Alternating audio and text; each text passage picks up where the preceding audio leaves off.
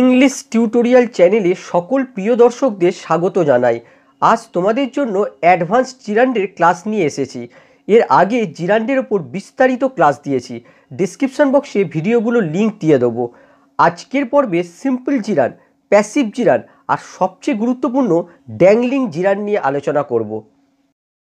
প্রথমে আমরা স্টেপ 1 দেখব। এবার একটা বাক্য দেখো, everyone was happy for Urmila winning the competition. এই বাক্যটার স্ট্রাকচার লক্ষ্য করো। এভরিওয়ান হচ্ছে সাবজেক্ট, ওয়াজ হচ্ছে লিঙ্কিং ভার্ব, হ্যাপি হচ্ছে সাবজেক্ট কমপ্লিমেন্ট অ্যাডজেক্টিভ রূপে ইউজ হয়েছে, ফর হচ্ছে প্রিপোজিশন। আর আমরা জানি যে প্রিপোজিশনের পরে প্রিপোজিশনের অবজেক্ট রূপে নাউন, প্রোনাউন বা জিরান্ড আসতে পারে।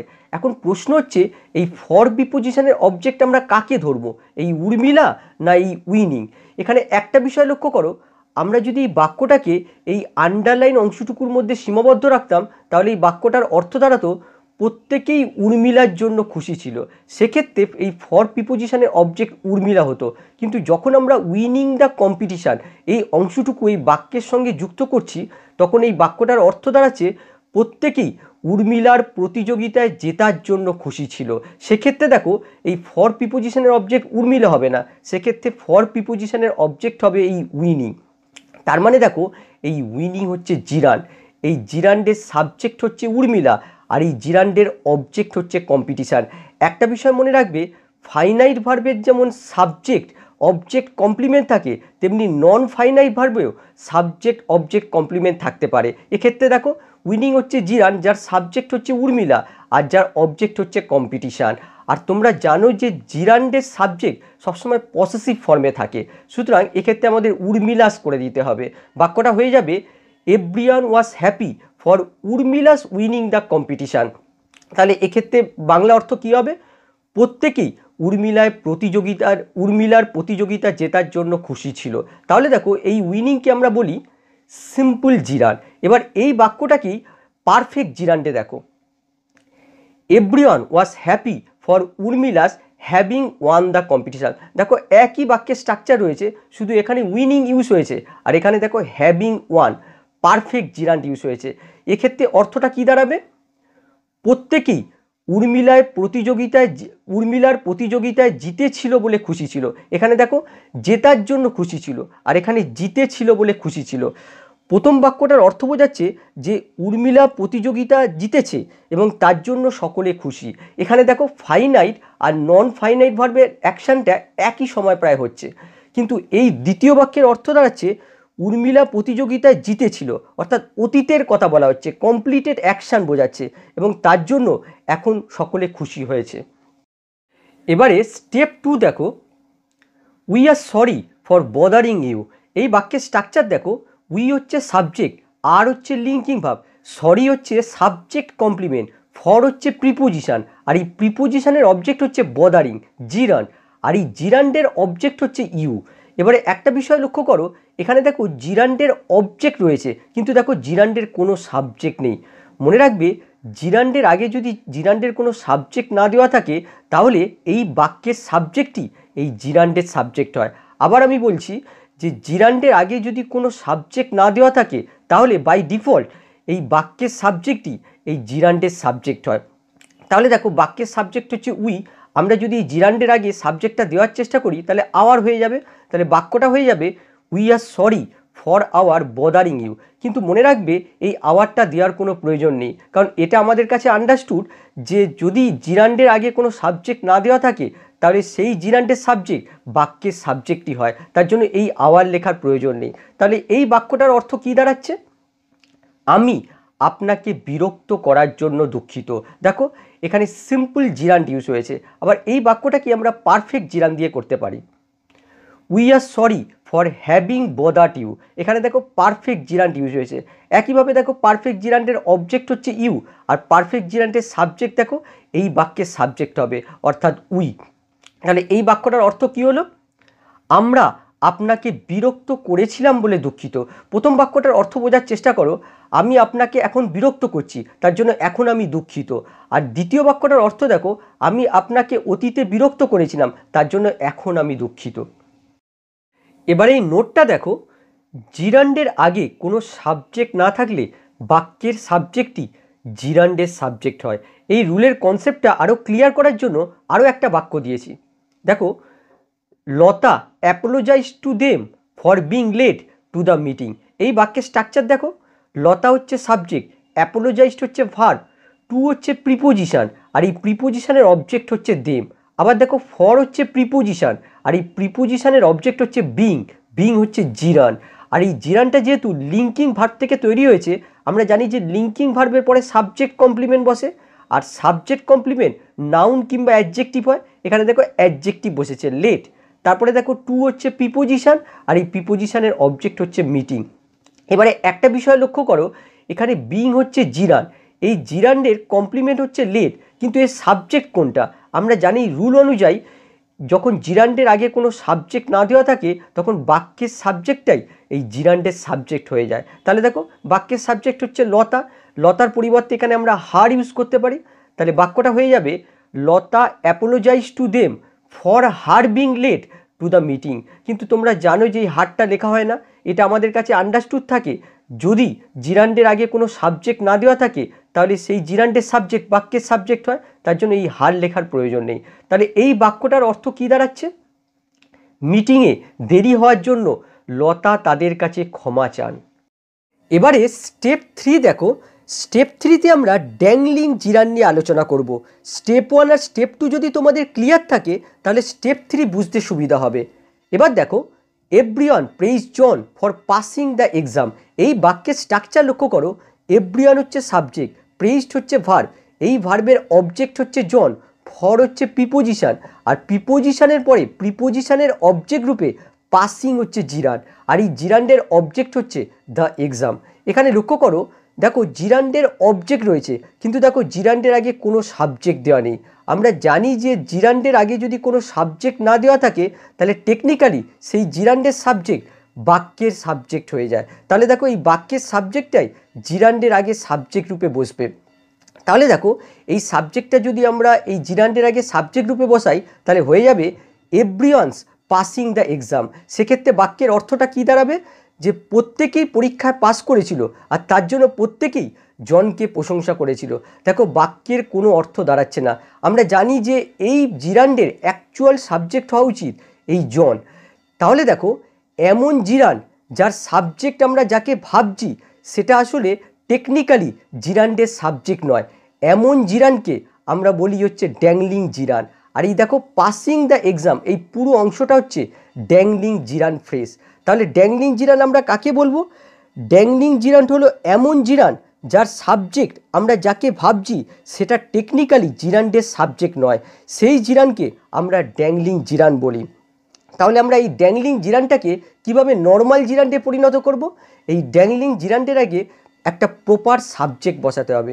আমরা জানি যে এই জিরান্ডের সাবজেক্ট হওয়া উচিত এই জন, সুতরাং এই সাবজেক্টটা আমরা এই জিরান্ডের আগে বসিয়ে দেবো, তাহলে এই ড্যাংলিং জিরানটা নর্মাল জিরান্ডে পরিণত হবে। সুতরাং আমরা যদি এই সাবজেক্টটা এখানে বসিয়ে দিই তাহলে দেখো হবে everyone praise John for his অথবা জনস, যে কোনো একটা লিখতে পারো, পাসিং দ্য এক্সাম। অর্থ কী দাঁড়ালো? প্রত্যেকেই জনকে প্রশংসা করেছিল জনের পরীক্ষায় পাসের জন্য বা তার পরীক্ষায় পাসের জন্য। দেখো, বাক্যটা কিন্তু মিনিংফুল হচ্ছে। সুতরাং এখানে ড্যাংলিং জিরানটা দেখো নর্মাল জিরান্ডে পরিণত হলো। আরেকভাবে তোমরা এই ড্যাংলিং জিরানটাকে নর্মাল জিরান্ডে পরিণত করতে পারো। সেটা কি না, দেখো এই যে অংশটুকু রয়েছে এটাকে প্যাসিভে পরিণত করে দিতে পারো। তাহলে দেখো, John was praised for passing the exam. দেখো, এটা অ্যাক্টিভে ছিল এই অংশটুকু, এটাকে প্যাসিভে পরিণত করা হলো। সেক্ষেত্রে দেখো, এখানে যে জিরানটা রয়েছে এর সাবজেক্ট দেখো টেকনিক্যালি এই জন, বাক্যের সাবজেক্ট হয়ে গেল। এক্ষেত্রে কিন্তু ড্যাংলিং জিরানটা নর্মাল জিরান্ডে পরিণত হলো। পরেরটা দেখো, the coach thanked us for winning the trophy. Trophy জেতার জন্য কোচ আমাদের ধন্যবাদ জানিয়েছিল। এখানে দেখো, ফর হচ্ছে প্রিপোজিশন, আর প্রিপোজিশনের পরে উইনিং হচ্ছে জিরান, প্রিপোজিশনের অবজেক্ট রূপে ইউজ হয়েছে, আর এই জিরান্ডের অবজেক্ট হচ্ছে দ্য ট্রফি। এখানে দেখো, এই জিরান্ডের অবজেক্ট রয়েছে, কিন্তু দেখো জিরান্ডের আগে কোনো সাবজেক্ট দেওয়া নেই, তার মানে এই জিরান্ডের সাবজেক্ট টেকনিক্যালি এই বাক্যের সাবজেক্ট হয়ে যাবে। সেক্ষেত্রে বাক্যটা হয়ে যাবে the coach thanked us for coaches winning the trophy. কিন্তু আমরা জানি যে এই ট্রফিটা আসলে জিতেছিল আমরা, এই আস। সুতরাং এমন জিরান যার সাবজেক্ট আমরা যাকে ভাবছি সেটা আসলে টেকনিক্যালি এই জিরান্ডের সাবজেক্ট নয়, এমন জিরানকে আমরা বলি ড্যাংলিং জিরান। তাহলে দেখো এই ড্যাংলিং জিরানটাকে আমরা কিভাবে নর্মাল জিরান্ডে পরিণত করব, এর আগে প্রপার সাবজেক্টটা বসিয়ে দেবো, এই আজটাকে আমরা বসিয়ে দেবো। এই আজটা দেখো এখানে অবজেক্টিভ কেসে রয়েছে, এটাকে পজিটিভ কেসে এখানে বসিয়ে দেবো। তাহলে হয়ে যাবে the coach thanked us for our winning the trophy. দেখো এটা ছিল ড্যাংলিং জিরান, এই ড্যাংলিং জিরানটাকে নর্মাল জিরান্ডে পরিণত করা হলো, এই জিরান্ডের প্রপার সাবজেক্ট দেওয়া হলো। তাহলে অর্থ কী দাঁড়ালো, আমাদের ট্রফি জেতার জন্য কোচ আমাদের ধন্যবাদ জানিয়েছিল। পরেরটা দেখো, the boy took the girl to the hospital after being injured. এই বাক্যের স্ট্রাকচার দেখো, বয় হচ্ছে সাবজেক্ট, টুক হচ্ছে ভার্ব, এই ভার্বের অবজেক্ট হচ্ছে গার্ল, তারপরে টু হচ্ছে প্রিপোজিশান, আর এই প্রিপোজিশানের অবজেক্ট হচ্ছে হসপিটাল, আফটার হচ্ছে আরেকটা প্রিপোজিশান, আর এই প্রিপোজিশানের অবজেক্ট হচ্ছে বিং ইনজিওর্ড। সিম্পল জিরান্ডের প্যাসিভ ফর্ম ইউজ হয়েছে। এখানে লক্ষ্য করো জিরান্ডের আগে কোনো সাবজেক্ট দেওয়া নেই, তার মানে টেকনিক্যালি এই জিরান্ডের সাবজেক্ট হয়ে যাবে এই বাক্যের সাবজেক্ট। যদি আমরা এই বাক্যের সাবজেক্টকে এই জিরান্ডের সাবজেক্ট রূপে বসাই তাহলে বাক্যটা এরকম হবে, the boy took the girl to the hospital after his being injured. এখানে লক্ষ্য করো বয়ের জায়গায় হিজ আনা হয়েছে। আচ্ছা, এই বাক্যের অর্থ কী হলো, যে ছেলেটা আহত হওয়ার পর ছেলেটাই মেয়েটাকে হাসপাতালে নিয়ে গেল। দেখো বাক্যের কোনো অর্থ থাকছে না। সুতরাং এই জিরানটাকে ড্যাঙ্গেলের হাত থেকে বাঁচানোর জন্য আমাদের এই জিরান্ডের আগে প্রপার সাবজেক্ট বসাতে হবে। আমরা জানি যে আহত হয়েছিল এই মেয়েটা, তার মানে এই গার্লটাকে সাবজেক্ট রূপে বসাতে হবে। তাহলে বাক্যটা কি হয়ে যাবে, the boy took the girl to the hospital after her being injured. এখানে দেখো গার্লের জায়গায় হার আনা হয়েছে, পজিটিভ কেস বসানো হয়েছে। তাহলে দেখো এটা ছিল ড্যাঙ্গেল জিরান, ড্যাংলিং জিরান, আর এটা দেখো নর্মাল জিরান্ডে পরিণত হয়েছে। তাহলে এই বাক্যের অর্থ কী হলো, মেয়েটার আহত হওয়ার পর ছেলেটা তাকে হাসপাতালে নিয়ে গিয়েছিল। দেখো বাক্যটা মিনিংফুল হচ্ছে। পরেরটা দেখো, the mother scolded the sun for being disobedient. এখানে দেখো ফর হচ্ছে প্রিপোজিশান, আর প্রিপোজিশানের পরে প্রিপোজিশানের অবজেক্ট রূপে বিং হচ্ছে জিরান, আর এই জিরান্ডের কমপ্লিমেন্ট রূপে ডিসঅবিডিয়েন্ট হচ্ছে অ্যাডজেক্টিভ। আর এখানে লক্ষ্য করো জিরান্ডের আগে কোনো সাবজেক্ট দেওয়া নেই, তার মানে টেকনিক্যালি এই জিরান্ডের সাবজেক্ট হবে এই বাক্যের সাবজেক্ট। আমরা যদি বাক্যের সাবজেক্টকে এই জিরান্ডের সাবজেক্ট রূপে আগে বসাই তাহলে বাক্যটা এরকম হবে, the mother scolded the sun for her being disobedient. এখানে দেখো মাদারের জায়গায় হার আনা হয়েছে। তাহলে এই বাক্যটার অর্থ কী দাঁড়ালো, মা অবাধ্য হওয়ার জন্য মা ছেলেকে বকাবকি করলো। দেখো বাক্যটার কোনো অর্থ দাঁড়াচ্ছে না। সুতরাং এই বিং হচ্ছে এখানে ড্যাংলিং জিরান, এই জিরানটাকে ড্যাঙ্গেলের হাত থেকে বাঁচানোর জন্য এই জিরান্ডের আগে আমাদের প্রপার সাবজেক্ট বসাতে হবে। এখানে দেখো পরিষ্কার বোঝা যাচ্ছে যে ছেলে অবাধ্য হয়েছিল, সুতরাং এই বিংয়ের প্রপার সাবজেক্ট হবে এই সান। তাহলে দেখো বাক্যটা হয়ে যাবে, the mother scolded the sun for his being disobedient. এখানে দেখো সানের পরিবর্তে সাবজেক্ট রূপে এখানে হিজ বসানো হয়েছে। দেখো এটা ছিল হচ্ছে ড্যাংলিং জিরান, আর এটা দেখো নর্মাল জিরান্ডে পরিণত হলো। তাহলে এই বাক্যটার অর্থ কী দাঁড়ালো, মা ছেলেকে বকাবকি করলো তার অবাধ্য হওয়ার জন্য। দেখো বাক্যটা মিনিংফুল হচ্ছে। এবারে স্টেপ 4 দেখো, the boy was angry for humiliating in the college. কলেজে অপমান করার জন্য ছেলেটা রেগে গেছিল। এখানে দেখো ফর হচ্ছে প্রিপোজিশান, আর এই প্রিপোজিশানের অবজেক্ট রূপে হিউমিলিয়েটিং হচ্ছে জিরান। আর লক্ষ্য করো জিরান্ডের আগে কোনো সাবজেক্ট নেই, তার মানে টেকনিক্যালি এই জিরান্ডের সাবজেক্ট হয়ে যাবে এই বাক্যের সাবজেক্ট। যদি আমরা এই বাক্যের সাবজেক্টকে জিরান্ডের আগে সাবজেক্ট রূপে বসাই তাহলে দেখো boys humiliating in the college. বাক্যের অর্থ কী দাঁড়ালো, যে কলেজে ছেলেটা কাউকে অপমান করেছিল আর তার জন্য সে রেগে গেছিল। দেখো বাক্যের কোনো অর্থ দাঁড়াচ্ছে না। তাহলে এটাকে আমরা কিভাবে কারেক্ট করতে পারি, আমরা বাইরে থেকে এই জিরান্ডের কোনো সাবজেক্ট আনতে পারি। যদি আমরা এভাবে লিখি, the boy was angry for his friends humiliating in the college, তাহলে অর্থটা কী দাঁড়ালো, যে কলেজে তার বন্ধু অপমান করার জন্য ছেলেটা রেগে গেছিল। তাহলে দেখো বাক্যটা মিনিংফুল হচ্ছে।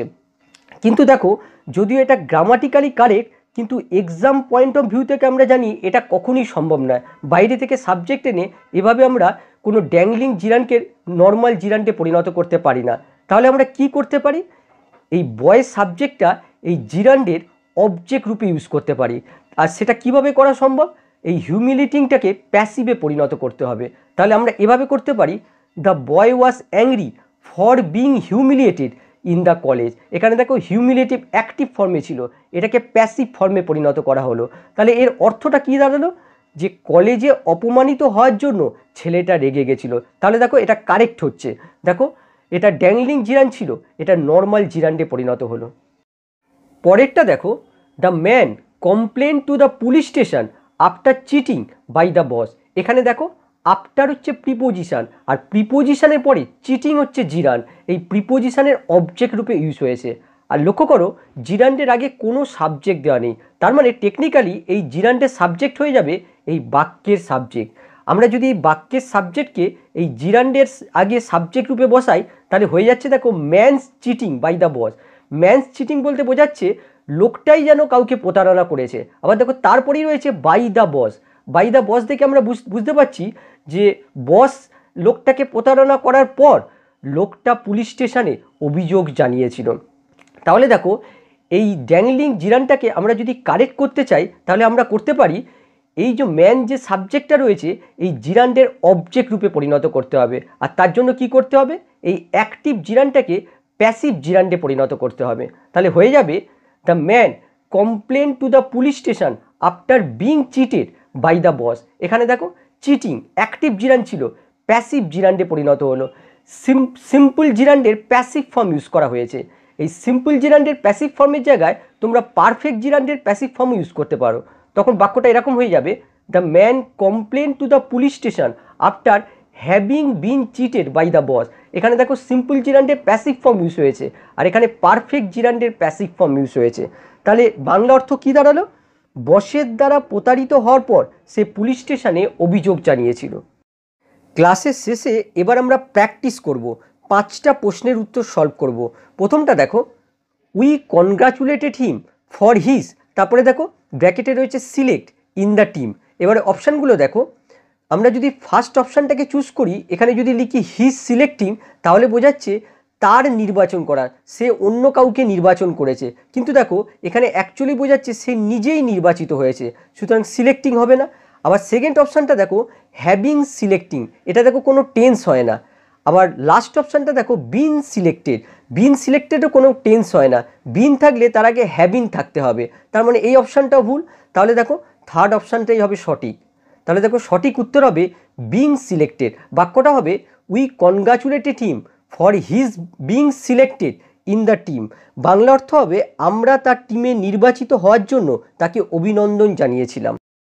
2 নম্বর দেখো, we are reading the article about John's, তারপরে দেখো ব্র্যাকেটে রয়েছে ক্লাইম মাউন্ট এভারেস্ট। এবারে অপশানগুলো দেখো, ফার্স্ট অপশানটা লক্ষ্য করো হ্যাভিং বিন ক্লাইম, দেখো পারফেক্ট জিরান্ডের প্যাসিভ ফর্ম, কিন্তু এখানে দেখো জন নিজেই মাউন্ট এভারেস্টে উঠেছে, সুতরাং এই জিরান্ডের সাবজেক্ট হচ্ছে জন, সুতরাং প্যাসিভ ফর্ম হবে না।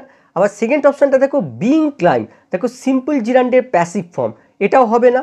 এবারে বাকি রইল সি আর ডি, এই দুটো অপশানের মধ্যে দেখতে হবে কোনটা কারেক্ট।